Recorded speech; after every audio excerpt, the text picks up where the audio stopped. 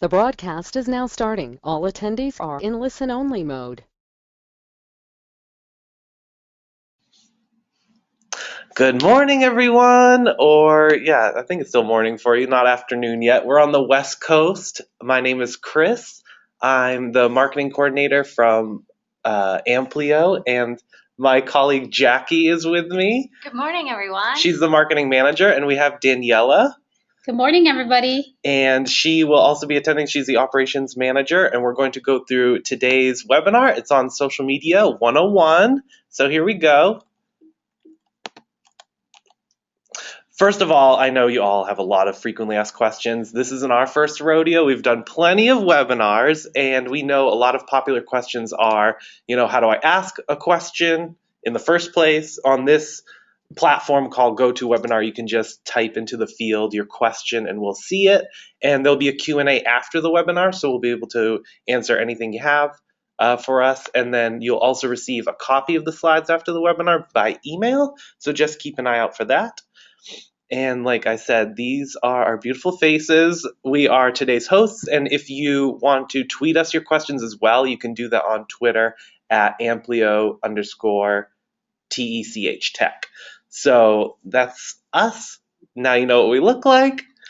And today's agenda, we're going to go over the basics of Facebook. Obviously, you want to know more about your business page, so we're going to show you how to, if you haven't even started one, we'll show you how to do that. If you already have one, we'll make you optimize it, and we'll show you ways to do that. We'll show you when to post on social media and how to as well, and resources to accomplish that, and of course the Q&A that I mentioned. So it's going to be awesome. And here we go. We're kicking it off with the most basic question, which is, what is Facebook? If you're new to this, these are a bunch of fun Facebook facts that we've gathered. 71% of consumers are more likely to make a purchase based on social media referrals.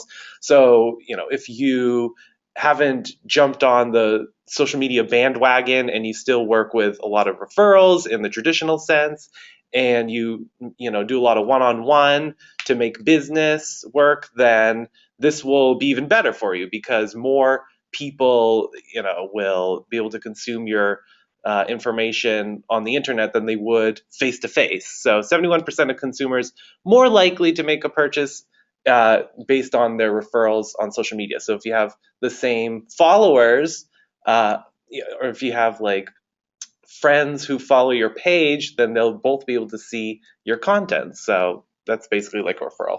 Yeah, and feel free to add your referral program. I know everybody does it differently, or there may be a specific referral program that you guys are currently working with. Feel free to add it to your Facebook pages, and we'll explain how to do that in the future. And a cool thing we found was 30.8%. The 0.8% is very important, just kidding, but they're more likely to influence purchases compared to other social media platforms. So that's why we're focusing on Facebook, because it's just more influential. 78% of respondents said that companies' social media posts impact their purchases. So it goes back to the first fact where we talked about the importance of referrals, and they just want to see that companies are on top of social media and they're taking care of their customers' questions and providing information from the get-go, so that the customers don't need to call you all the time and ask these basic questions. You can post something on Facebook that accomplishes 10 questions in one post. And 40% of 18 to 34-year-olds check Facebook when they wake up.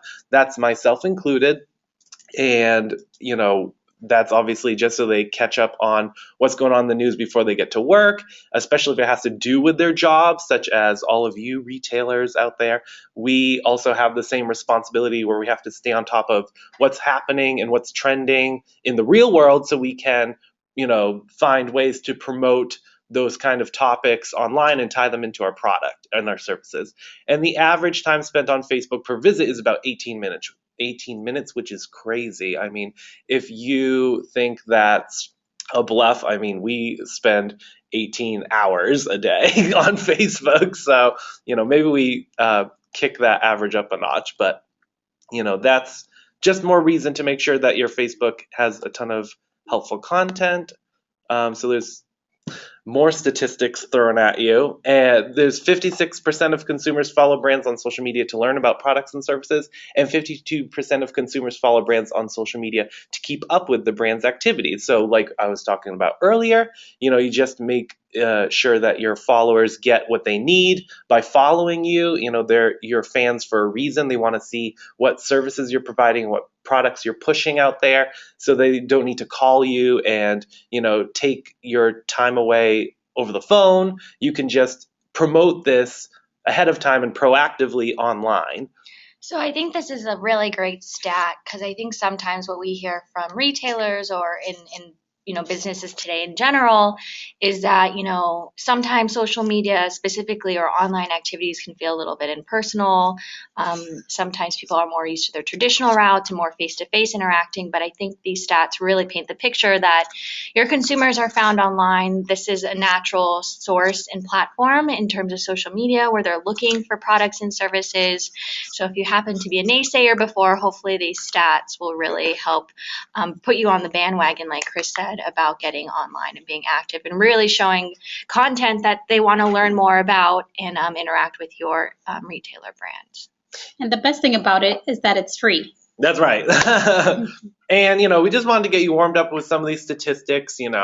Like I said, we're on the West Coast, so we are just, getting used to the day, and I'm sure you're ready to kickstart the day after this webinar and start using these best practices that we're going to go over today. So it's going to be pretty awesome. We're going to go over the social media glossary as well. If you aren't familiar with a lot of these terms, we'll just go through them right now. Your username is basically the name of your business usually. If you have a personal Facebook page, then, and we'll distinguish the two in a few moments, your username is what you use on your business page, to log into. Sometimes it's tied to your personal page. Usually it is, unless you use someone at your office to manage your social media, then they use their information. But that's all it is, just username, plain and simple. Your friend is like your follower. On Facebook, they're called friends. On Twitter, they're your followers. On LinkedIn, they're your connections. On Google Plus, they're connections or followers. Post is the same across all platforms. It's just the blank field that you put your content into before you publish it or you post it. And your status is, the same thing as a post, but it's, on Facebook, they call it status.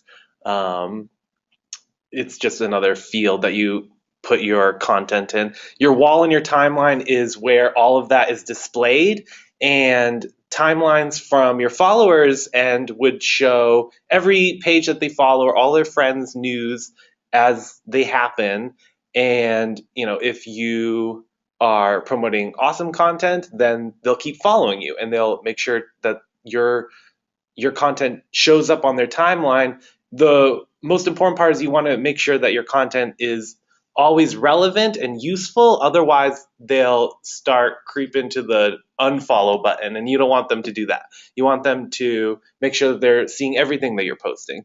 So always just keep, your content relevant and useful, and we'll also go over best practices for that as well.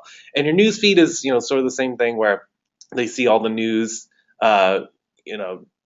just showing on their page. Like is obviously what you want them to do to your page, and comment as well as share. That's, pretty self-explanatory. They just post in their own field, responding to whatever you post. And then tagging is a little sophisticated. We'll go into that in a later slide, but it's when you use special symbols before someone's username or business page in order to make their name clickable, and you can go directly to their page, and they'll also notice from their page management that you've tagged their business name on your Facebook, and they'll see that in their analytics and their reports, and they'll see that their business is being promoted elsewhere, and that's obviously good to hear. Yeah, and I think I know we kind of ran through these real quickly, and there's way more terminology that's included on the Facebook realm as well. So If you have any questions about them, Facebook actually has a help center that's really, really useful. They break down a lot of these definitions and more, as well as how to do some of these certain things, although we'll cover some of them today. But just so you feel like you have a resource to go to, obviously Facebook itself, but then our team here with your marketing support team can always break down these further and help you, do your own posting as well. Exactly. And like I mentioned, we have to know the difference between your personal page and your business page. A lot of the times, myself included, I tie my business pages to my personal page so I can just log in with one username, one password, and then I can switch between different accounts. So, you have to know the difference because they have different capabilities. So your personal page, to the left, this is Daniela's, and to the right is Amplio's. And, if you sometimes like you get, busy and you don't notice like if you're logged into the right Facebook page, but a quick way to look is just, note what username is being displayed. Sometimes they'll have a gray bar above Facebook. They'll say you are using Facebook as this username, and it'll say, Daniela, or it'll say Amplio. Do you want to switch? And you can, and you just want to make sure that you're using the right account, your business page if you're, posting something, work related. And then if it's something completely personal, like, go back to your personal page and just, hopefully you don't do this too much throughout the day and you don't make any mistakes. I like to just use personal Facebook after work so I don't accidentally post something silly on my business page. So that's just a tidbit from me. Yeah, go ahead. So, great tips, Chris. Thank you. So right now we're going to launch our first poll of the day. So you'll see it popping up on your screens in just a moment. But basically, we're going to be getting into a little bit more of your business page and kind of giving you some best practices and insider tips there. So first poll of the day, if you wouldn't mind participating, is kind of figuring out how many of you have a custom cover photo on your Facebook business page already. So if you wouldn't mind taking a few moments to answer that. Looks like as of right now, all of you do. So I'm going to give it a few more seconds to get more responses in. Whether this is, you showing your retailer business out in the field or working with customers, just something where you're capitalizing on that big real estate at the top of your business page. So looks like got a good amount of votes in, so thank you everyone. Right now, looks like 90% of you are having a custom cover photo on your business page, so great job. For the 10% of you who haven't yet, hopefully our next tips in the coming slides will hopefully provide you the value and show you the quick and easy ways to go ahead and get that custom on your business pages. So thanks everyone. Awesome. Thanks, Jackie, for the poll. So this is a business page, like I mentioned. This is, it all shown, whereas before I cropped it so I could compare the two, but this is the whole thing in its entirety. So this Contact Us button, which is below the woman's hip in our picture, you can customize. We were talking about customized cover photos. You can also customize your call to action button. So for us, we show Contact Us, but you have different options. And you also have underneath the name where we have Amplio, underneath we have Marketing Consultant. You can change what category you want to give your business. And also these little camera buttons that you see on the left of each of the profile pictures and the photo of the cover photo, that's a good indicator that you're actually logged into your business page. So if you don't sometimes see the gray bar that shows you to switch users if you're wondering if you're on your personal page or your business page, another good indicator for me is if I see these little cameras. It shows me that I have control over my business page and I'm probably using my business page account. And that's how you can customize your photo in the first place. If you click on that camera on the biggest picture right here, which is the little camera icons above the word grow, you click on that icon, you'll be given the option to customize your cover photo. And sometimes people wonder, what dimensions they have to use for the photo. We'll go over that in a few slides. We'll also cover that when it comes to the profile pic, because if you don't use the right dimensions, it'll either become, stretched and pixelated, or it'll become cropped and you'll miss, showing the cool picture that you chose for your cover photo. So we'll go over all that, but that's the business page. And then obviously if you haven't even, used a business page before, then these are easy ways to just create a page.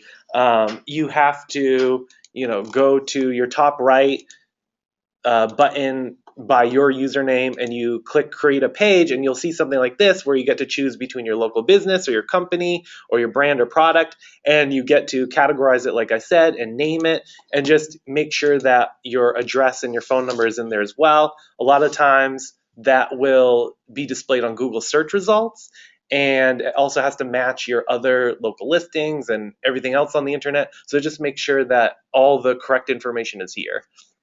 That's how you get started. And simple ways to grow your likes. So, we went over the glossary terms, and, people have to like your page if you want to get more exposure. So everyone wonders, like, how do we even grow our likes? I mean, obviously you've got to search for your families and friends that are on Facebook.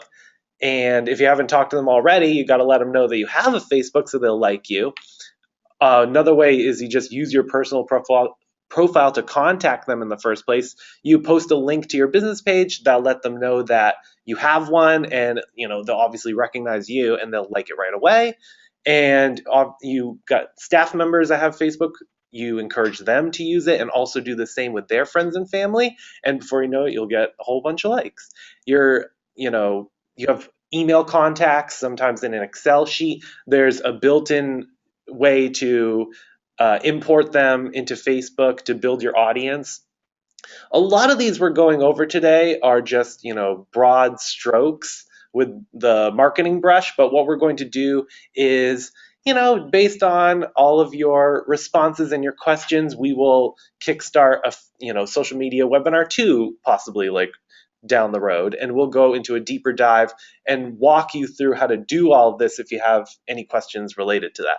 And not to mention, you have your own marketing going on offline. You have flyers, maybe you have newspaper ads, billboards, business cards. Those are all ways you can promote your Facebook page as well. Some people just have a Facebook icon, which just keeps it clean and simple and just shows people plain and simple they have a Facebook business page. Some people post the actual URL, the link to your Facebook page on these sort of collaterals. So that's another way that you can promote they have a Facebook page and get more likes. Yeah, I think this one is a really great one to specifically highlight, because sometimes, we hear, well, I'm used to doing my offline efforts. Why do I need to put my, any of my online efforts onto any of my, print collateral or billboards or kiosks or anything like that?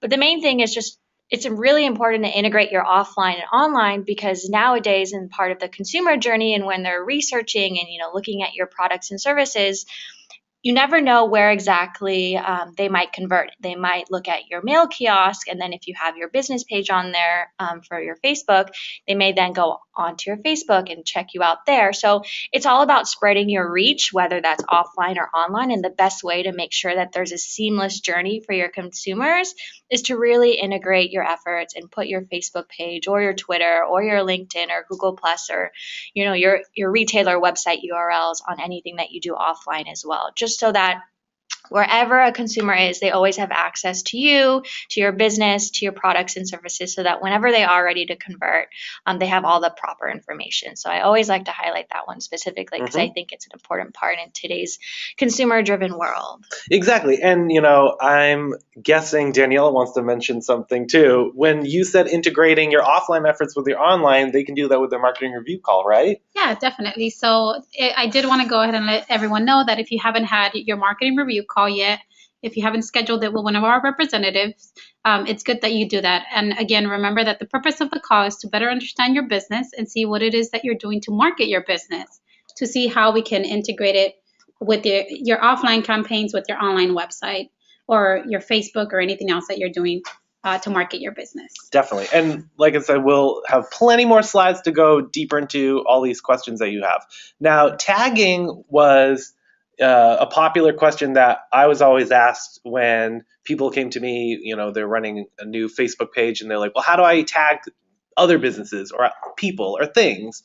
So tagging is pretty cool because, like I mentioned before, if you tag a business, that will send an alert to the business, that business's whoever's managing the page, tell them that your page is being promoted somewhere. So they obviously want to see that, and you want to see that as well if someone's doing that to your business page.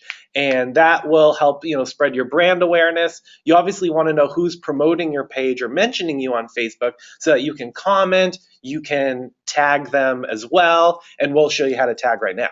It's pretty simple. There's 3 steps. You just got to make sure you're on your business page, and that's why I keep underscoring the differences between your business and your personal page, because there are different capabilities. From your business page, you want to type the @ symbol before the name of the person, place, or thing. And I had a little asterisk here to remind everyone that when it comes to tagging people, business pages can only tag, celebrities or like really renowned people, not your real friends. Not saying that your real friends aren't that important or possibly famous, but from your personal page, you can tag anyone. From your business page, you can only tag people who are celebrities who have like a ton of like online authority. So just make sure that you are logged into your business page when you want to tag someone else's business, or you want to give a shout out to someone famous like we did with Patrick Stewart. And step 2 obviously is after you type that @ symbol, you type their name. It'll show a drop down of different options of different names of businesses that are similar. Obviously we don't want Patrick Stewart Properties, but we did pick the real one. We picked Patrick Stewart above, and then voila, you just tag someone, somewhere, or something, and that's how you tag. Similarly, these are the steps to make a hashtag, and hashtags are a little complex, but making them is simple. You just got to know how to use them, and we'll go over that in a couple slides. But it's the same steps. You just got to use a different symbol. You use the £, also called a hashtag.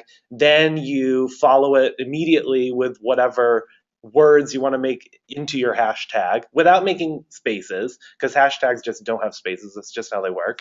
And then you just hit enter. You want to make sure that it's highlighted blue so that you did it successfully. Same with when you tag people. If you don't see that it's turned to blue, then you did it wrong, and you just have to click edit and you just change it.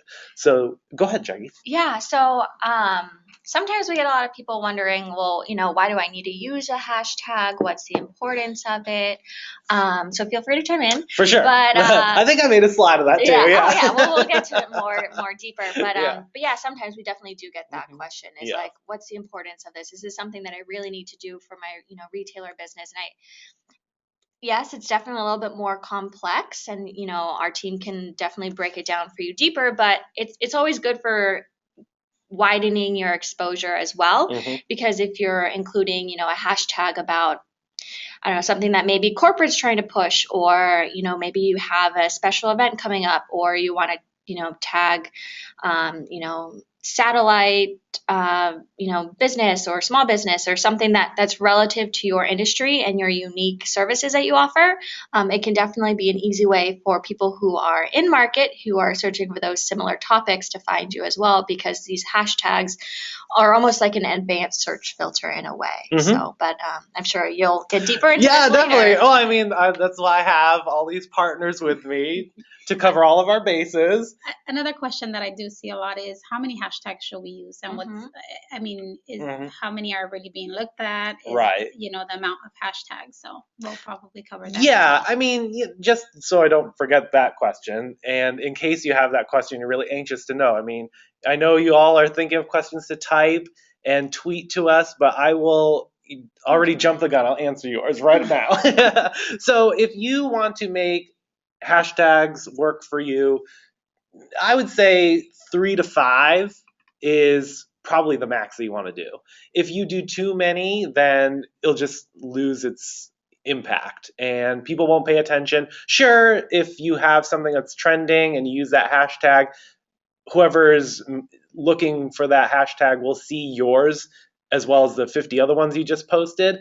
But if you just want to keep it simple and like make sense of your hashtag and think of your own creative hashtag for a promotion that you're pushing, then you just bring it down to 2, 3, no more than 5 hashtags, just to make sure that you know, aren't spamming your news feed or other followers' news feeds with all these hashtags and links that they can't really make out in the first place because they're all just crammed together. Doesn't make much sense to me. So in this example, we actually just used 2, and that's what I mentioned earlier was the business we used was Canva in this case, because yesterday was World Photography Day, and Canva is a resource that we use to design our cover photos or make Facebook, like pretty pictures to post on Facebook, basically. So we want to give them a shout out. So we tagged Canva and we posted a link to their business page so that obviously it's easier for all followers to just go straight to Canva. But also this hashtag using Canva's name notifies Canva that we're promoting them, and we've seen actually Canva respond to us before, and we've got an email from their marketing department saying like, great job, keep it up. By the way, you should promote this next. So they obviously want to see that happen. And so do you, and so do we. So hashtags is a way to do it. This is how you actually find inspiration for hashtags. There is, and again, you have to go into a different Facebook account. This time you have to find your personal Facebook account, log into that, because this is the only way that they show what's trending. And on the right side column, you'll see where I've highlighted what's trending, and there are different icons. If you look, it's kind of hard to see, but there's one that shows like an arrow with an upward tick going. That's what's trending in general. Then there's a column building like from Washington, D.C. That's for politics. Then there's like an isotope and atom symbol going on. That's for science and technology. Then there's sports, and then there's film and entertainment. So you can click on these different logos, which are highlighted in this big blue box. That will help you choose whatever relevant hashtag you want to tie into your Facebook post. And a lot of times they won't be exactly what you're looking for because you can't control what's popular and what's trending every day, but you can find creative ways to use hashtags to your advantage, like I did earlier with World Photography Day. I didn't even know that was a thing. It was started in France in the 1800s, apparently, what I was reading yesterday. So I took advantage of that by giving a shout out to Canva because we use them to make our graphics. So I just killed 2 birds with 1 stone. And that's all you have to do. You log into your Facebook page, you click home, and on the right side column, you'll see what's trending, and you can take advantage of those topics to use in your hashtags. And look at that. I was even more detailed. This is obviously where I found this hashtag to use in World Photography Day, and it's as simple as that. This is the post in its entirety, and if you ever want to know, when I want to tag a URL, which is that www.canva.com, how do I get this cool picture to show up underneath where it says Canva, empowering the world to design? And then there's a little description underneath that says amazing simple graphic design, and it tells you a little bit more of what is on the page that you're about to click on. If you ever want to make sure that that happens, you just basically copy the URL in your browser field above where you search for websites, and just copy it as is. We even got the HTTPS going on. And then once you paste it in your Facebook post, this will just auto-populate most of the time. If it doesn't, you just need to refresh your Facebook page, and it'll say, are you sure you want to exit? You didn't really post anything. You say yes, and then you just refresh your page, try again, and hopefully this will auto-populate below because it's just more eye-catching, and your fans will be more likely to click on something like this than if you just posted a plain and simple link to a website like www.canva.com without any picture. So this is just a deeper dive into making sure that your posts are as optimized and interesting as possible. And go ahead, Jackie. Before you jump in, Yeah. We're going to have our next poll of the day. Awesome. So, a lot of great information that was recently shared about your business pages, how to do certain things, the glossary and all that. And since you all did such a great time last go around with our poll. Want to launch our second one, which you should see it popping up any moment now. But just quickly want to see, on average, as of right now, how often are you posting to your social media profiles?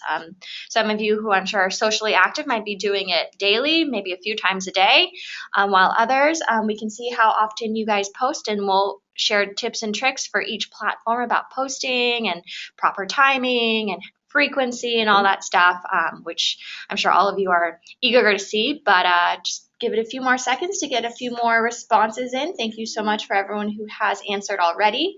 Looks like we've got a pretty wide spread here. We've got 26% of you who are doing it daily, about 44% of you who are doing it weekly. We've got about 11% doing it monthly. No one's doing it quarterly, but some of you have yet to post. So hopefully with our best practices and tips and tricks that we're about to share, we can get you on there and posting right away.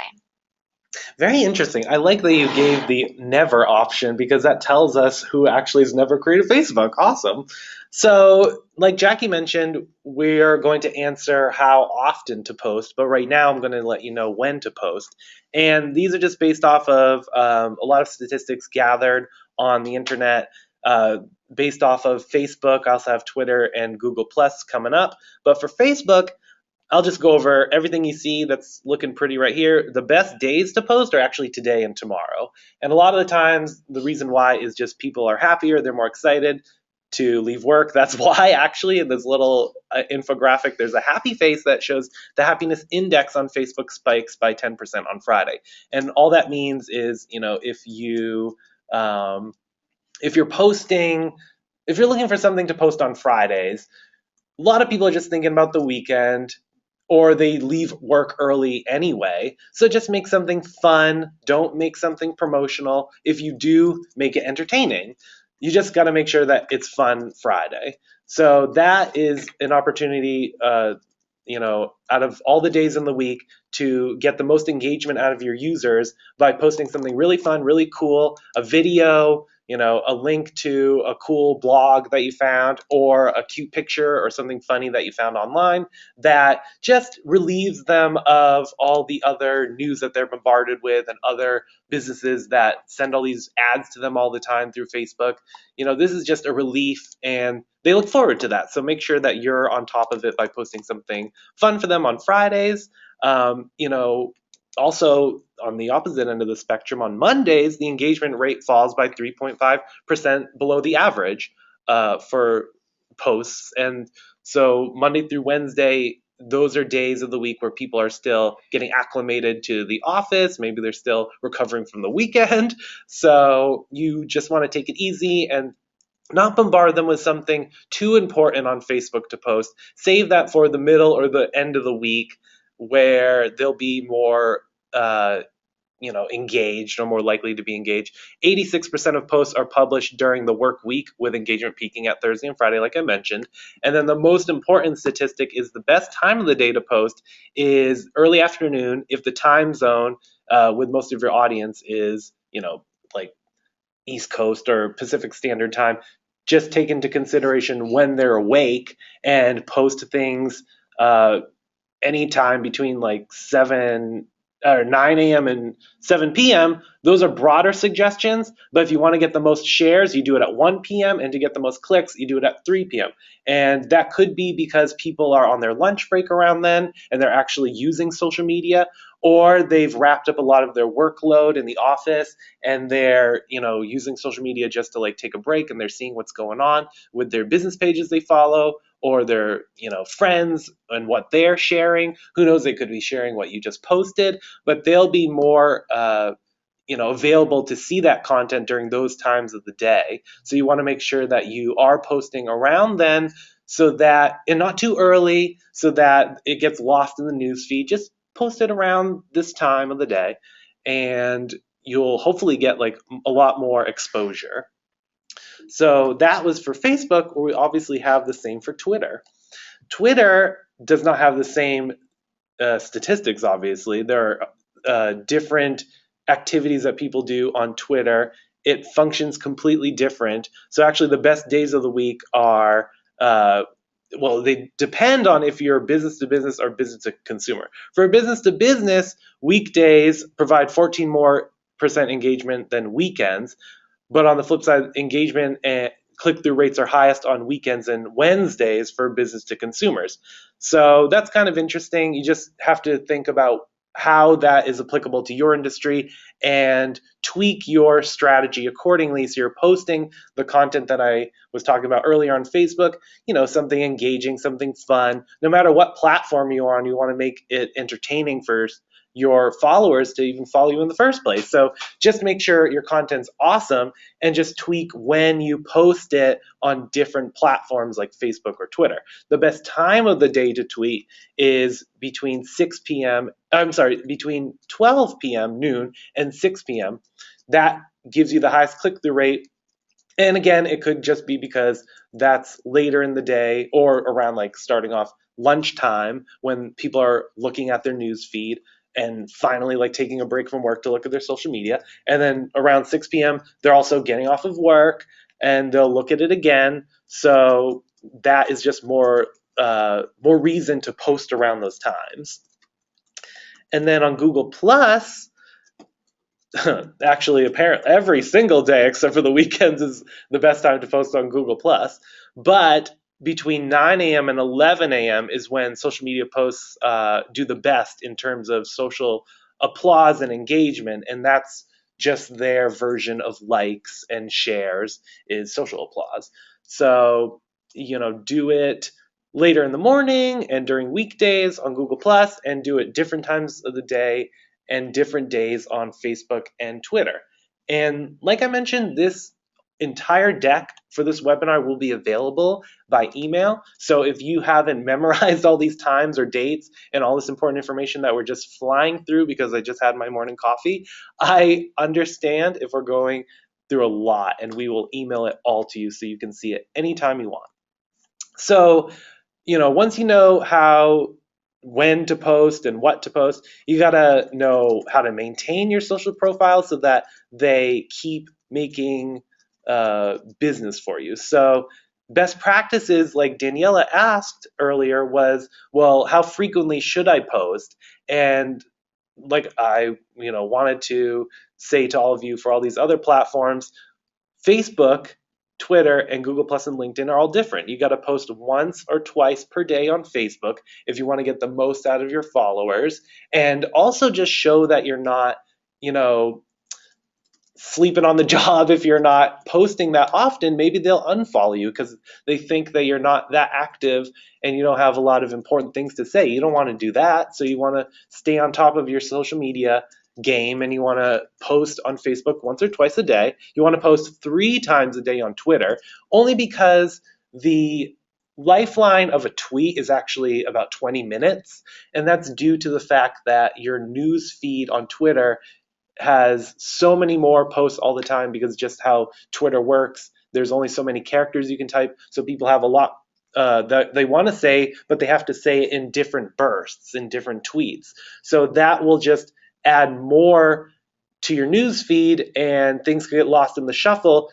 If you want to avoid that, you have to post more frequently and just post things that are more engaging so that they'll get more likes and comments, and they'll stick to the news feed of your followers because everyone's sharing or commenting on something you post. So they'll be seeing it,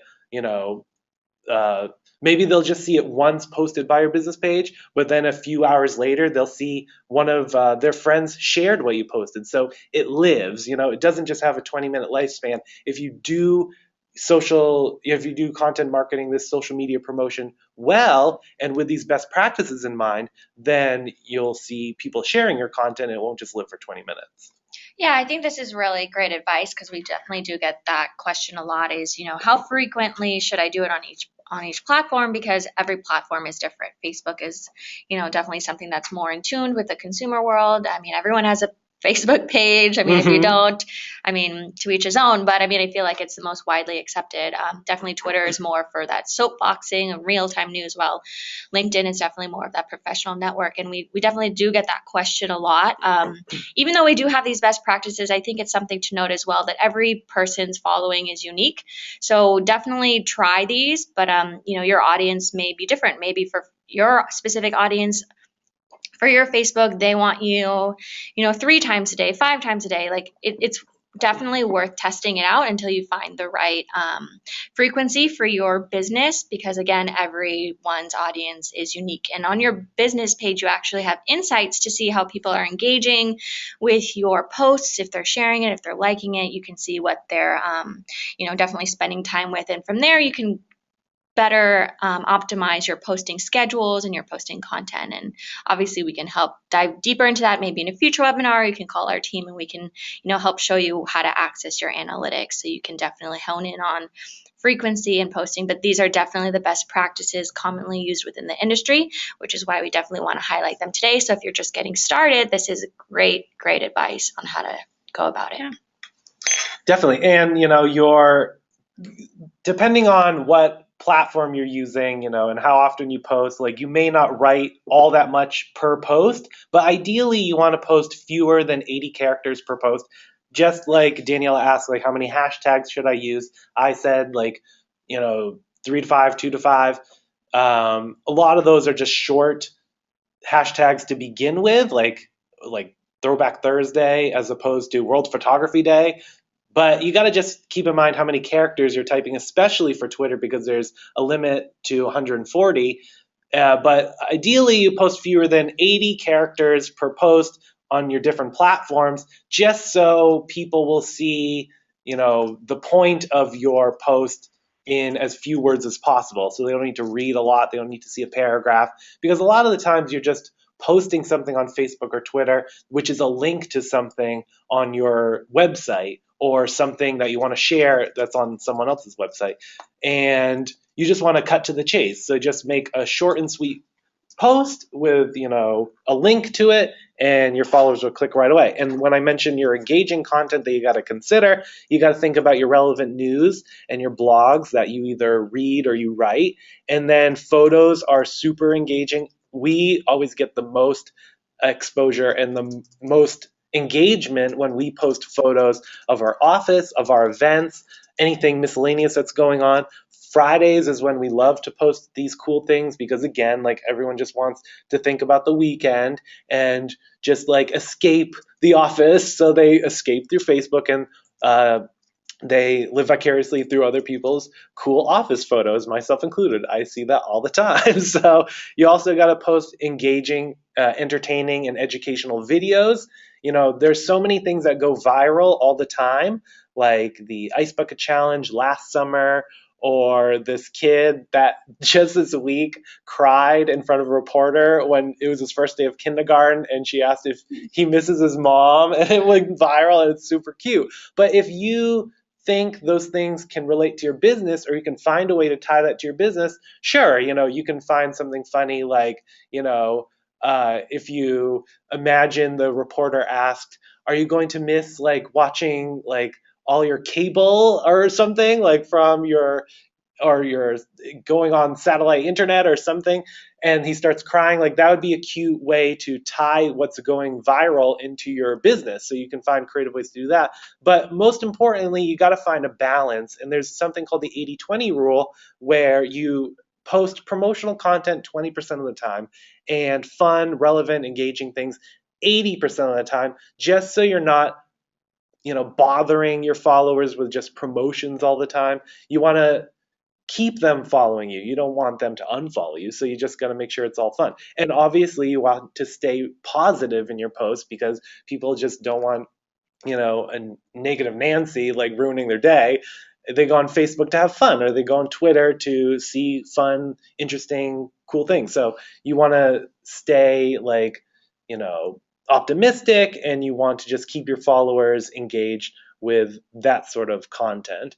And your business page checklist, which we went over earlier, just to set you up, Obviously, you're watching our social media webinar, so you can check that right off. But if you haven't already, you can update your profile cover photos. We will also go into the dimensions and how to find, cool ways to make a cover photo in the first place. But that's what you want to do next on your business page. You want to update your about description so that people know what type of business you're operating. And you want to include a website link so that they see exactly where your online business lives. And you update your business category, like we chose marketing consultant. You'd want to choose whatever industry, you obviously understand what's applicable, so you choose that.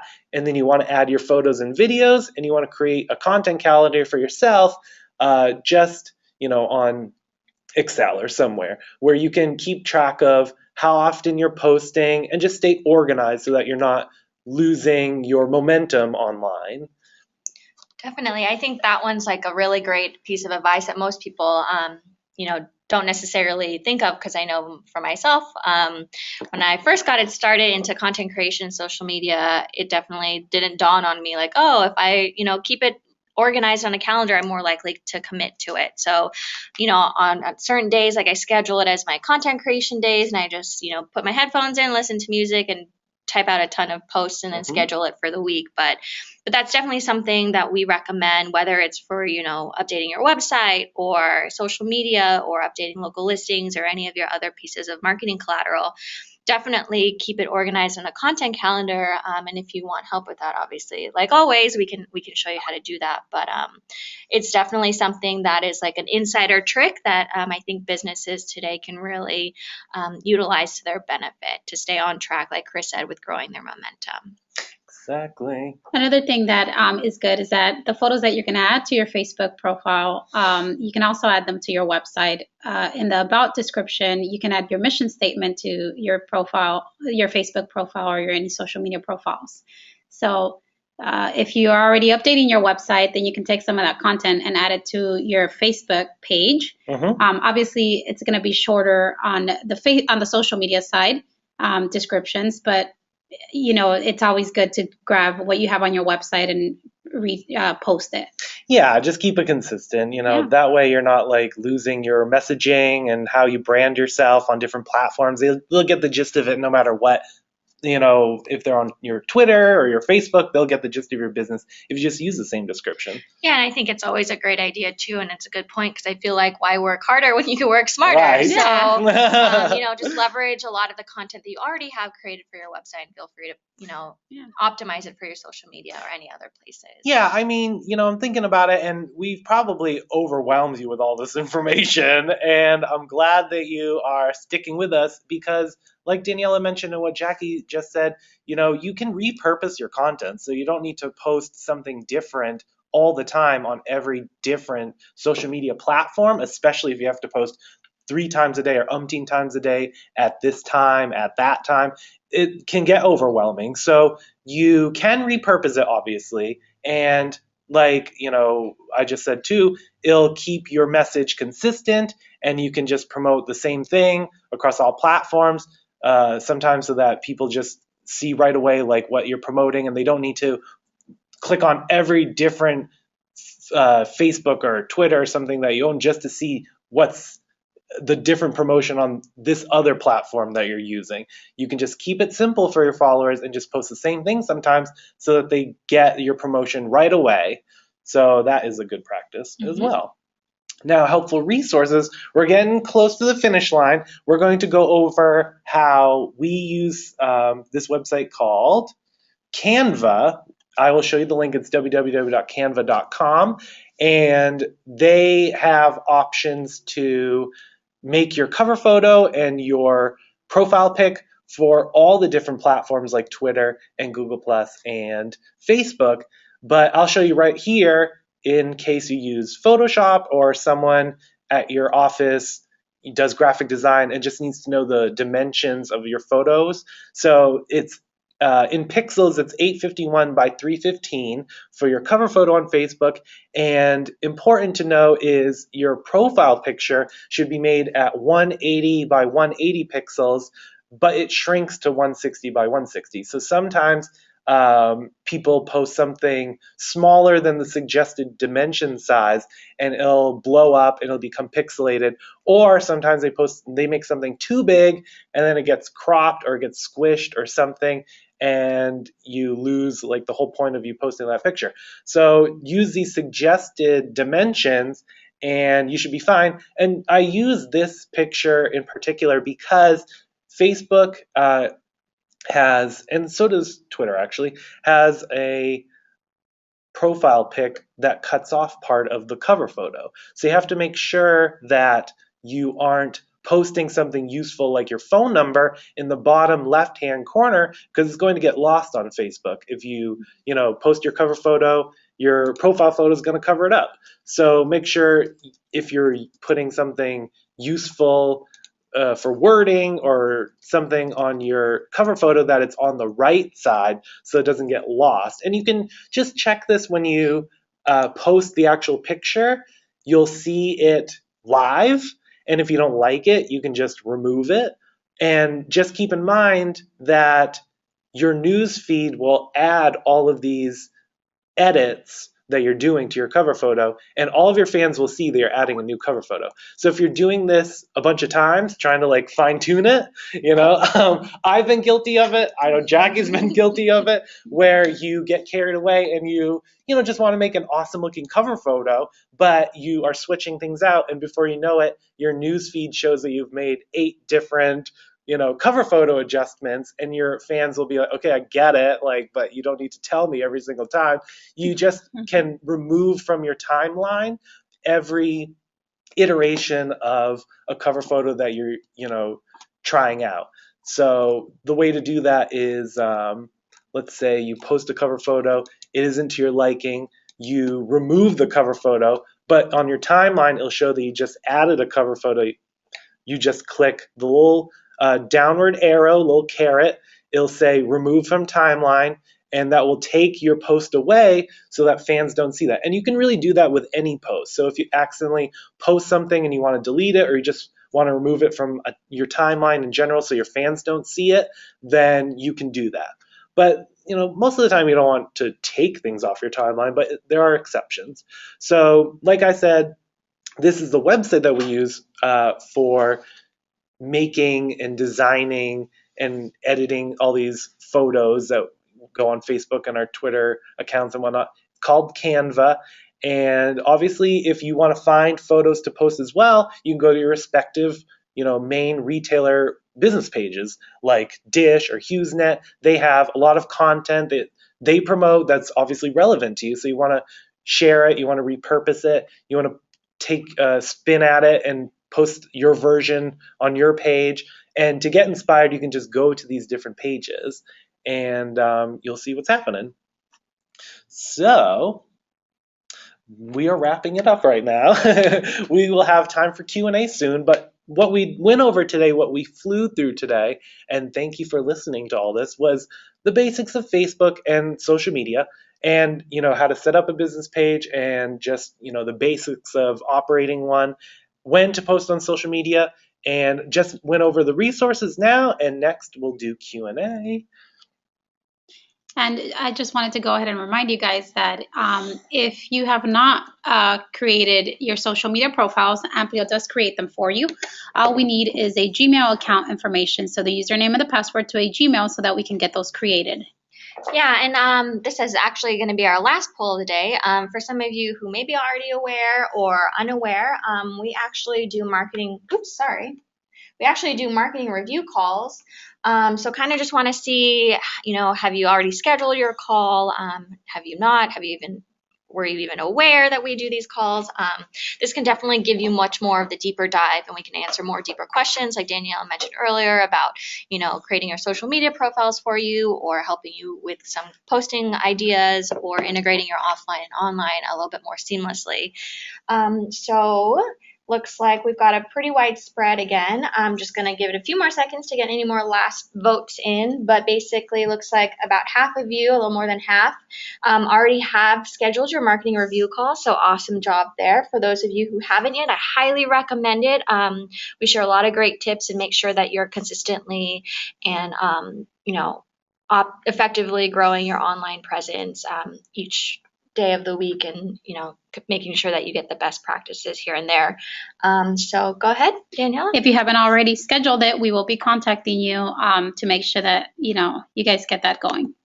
Yeah, and those are contact information right below, by phone and email, and we'll go over your business goals, and we'll create that custom website marketing strategy based on our best practices that we've seen work for us and that the industry suggests in general. Break down your strategy into a simple to-do list, like when to post, what to post, and we'll stay on top of that bi-weekly. We'll help you stay on track of your strategy as well. So this is the fun part, when you ask us questions.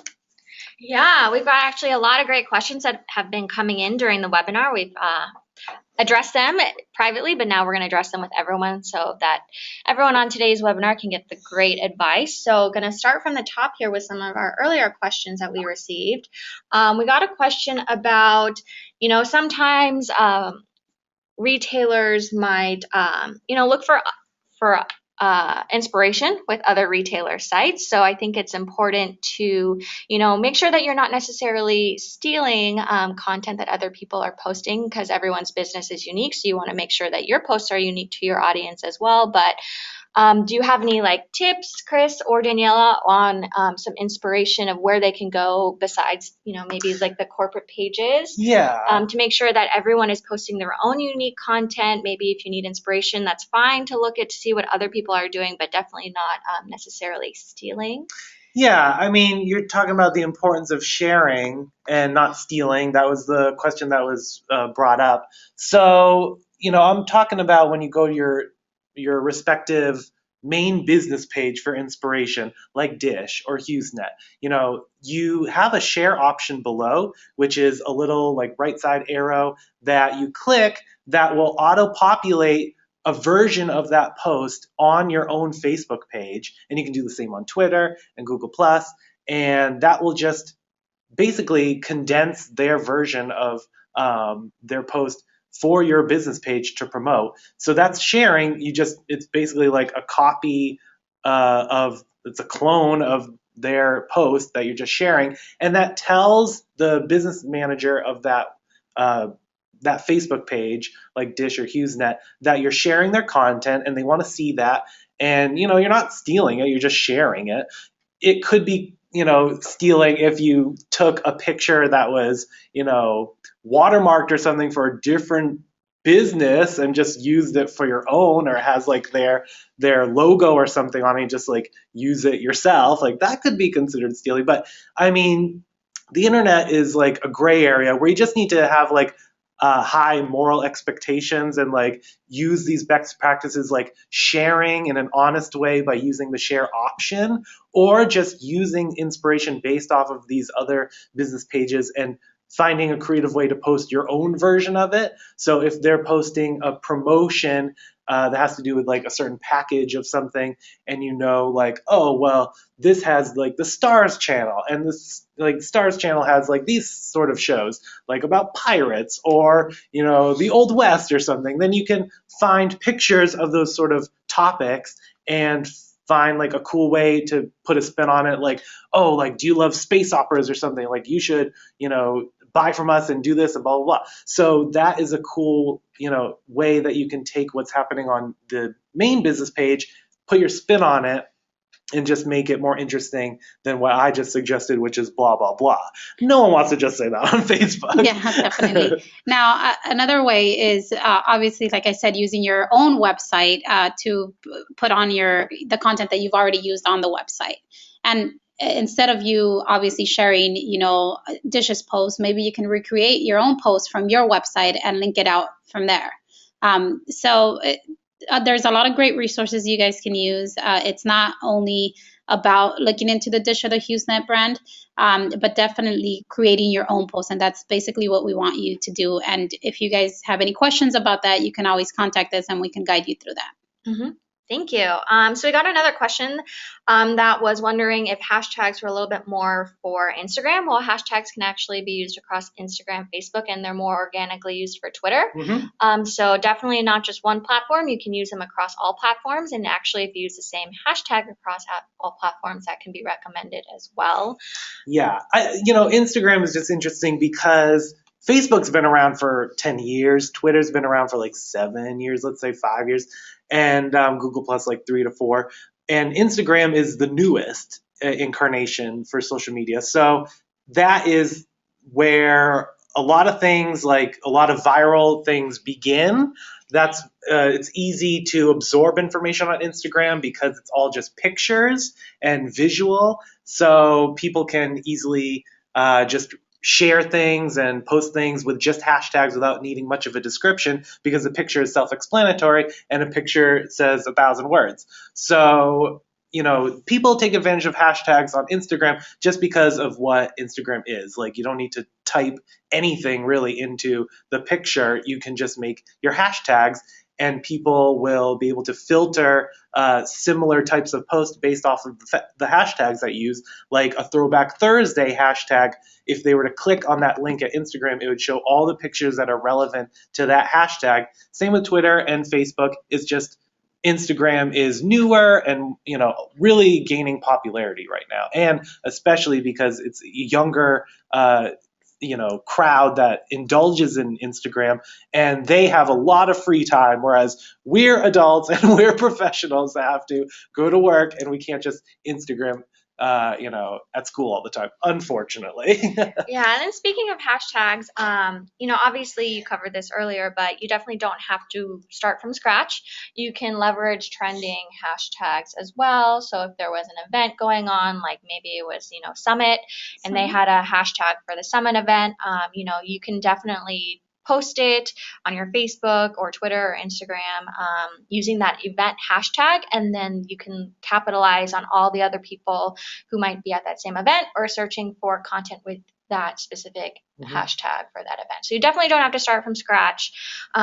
Trending hashtags are great because then you're jumping on the bandwagon of a much bigger topic that people are talking about. So definitely, it's good to create your own so you can start to really own something online, but you can definitely jump on the bandwagon of other ones that are already popular.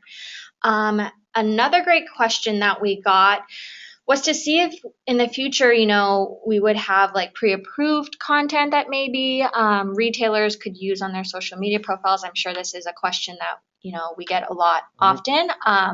So I don't know if we have any plans in the future, but I definitely know we are taking notes of every time that we do get this request, as it's something that is definitely relevant for today. But Daniela, do you have any insights on that? Well, we could definitely talk about possibly doing it in the future, like you said, Jackie. But at this point, we don't have any pre-approved content that you guys can use other than the content that's already on your guys' website. So I will dive into that question a little more and then get back to you on that.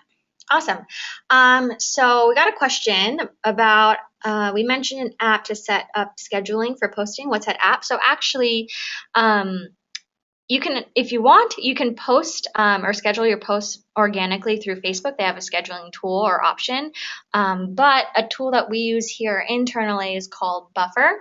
That's kind of what we use as part of our content calendar for social media, where we can go in and we can link up, our Facebook account, our LinkedIn, our Google Plus, and our Twitter, and then we put in a ton of posts in a queue and we set a schedule, and that's how we do it. So for those of you that are interested in using an app like that, it's definitely a little bit more complex, and we can answer questions offline if you give us a call about Buffer. But if you want to check it out, it's www.buffer.app,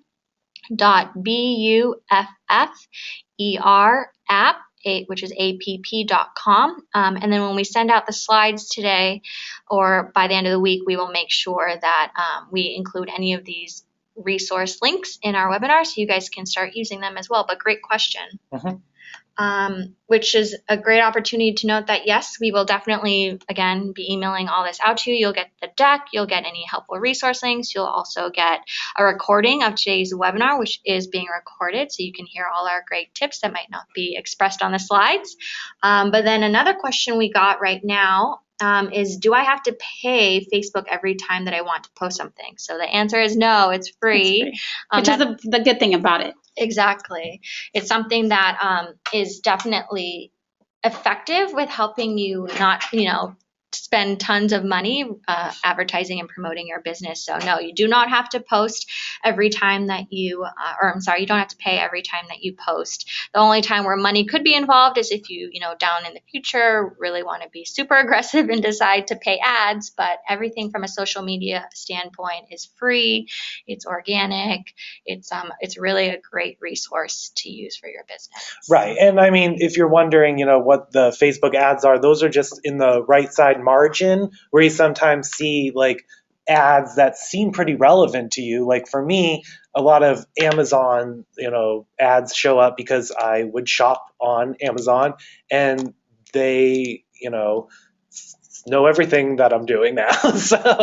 So those sort of ads would show on the right side of Facebook, and those are paid ads, which they're obviously not free, but why bother if you follow these Facebook tips that we just went over? You can post everything for free on Facebook and on Twitter and on Google Plus and on LinkedIn, and you don't have to bother with ads. Ads are just for huge like corporations to make even like more money because they have the money to spend on ads in the first place. Great. So I know we're about 6 minutes over, but if anyone has any more questions, speak now or hold your peace. So yeah, give it a few minutes or two to talk a little bit longer if you have a question or not. Otherwise, feel free to reach out to our team. We gave all our contact info. So feel free to reach out to us. You can email us. This one. Yay. Yeah, you can call us. Feel free to follow our own Facebook page or Twitter. And we'll continue to share some great tips and tricks, whether it's for your website or for social media or listings or whatnot. And then obviously our support team is here to help you, and you can contact us between 7 a.m. to 5 p.m. Pacific Standard Time. But looks like we didn't get any more questions, so I think that pretty much wraps up today's webinar. Yay! Thank you, everybody, for attending. Thank you, and have a great weekend. And don't forget when to post, and you'll get our webinar slides soon in an email. Just look out for that. Awesome. Thanks so much. Have a good day. Bye.